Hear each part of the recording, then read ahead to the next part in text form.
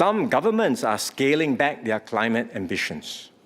But for Singapore, retreating from action is not an option.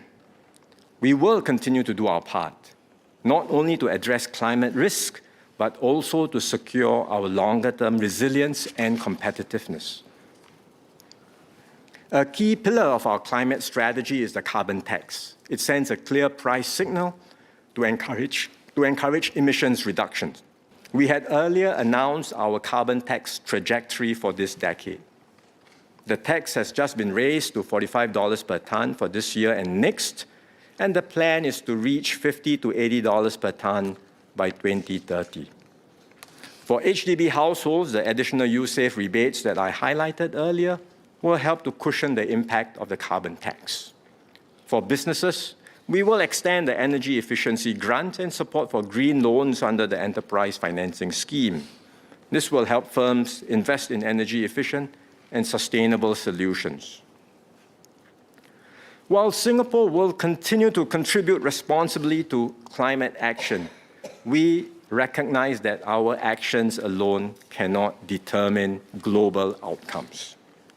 We will therefore calibrate our moves cautiously, doing our part to reduce emissions as a responsible global citizen, while taking into account what other countries are doing in order not to put ourselves at a competitive disadvantage. So beyond 2027, we are assessing Singapore's carbon tax trajectory carefully in light of international developments. Singapore already has the highest carbon tax rate in the whole of Asia. If global climate momentum continues to weaken, we may need to position ourselves towards the lower end of the $50 to $80 per tonne range by 2030. And even amidst these uncertainties, we continue to make concrete progress. For example, on clean energy, our sustained push to expand solar deployment is delivering results. We have reached our 2030 solar deployment target of 2 gigawatt peak ahead of schedule. We will therefore raise the target to 3 gigawatt peak by 2030. We are also advancing plans to import low-carbon electricity from the region. We are actively pursuing possibilities to further diversify our energy mix, be it through hydrogen, geothermal energy, or civilian nuclear power.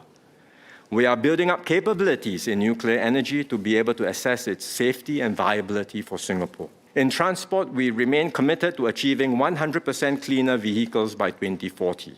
Incentives are in place to encourage early adoption of electric vehicles, and charging infrastructure is being expanded nationwide. We are also greening our aviation and maritime sectors.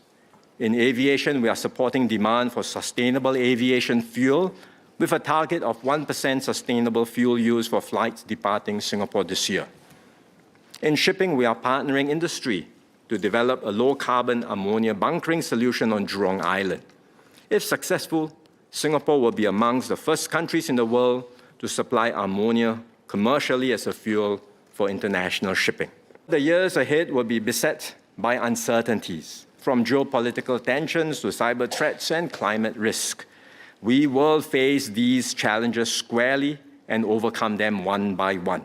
And that's how we will move forward steadily and decisively to build a safer and more sustainable home for generations to come.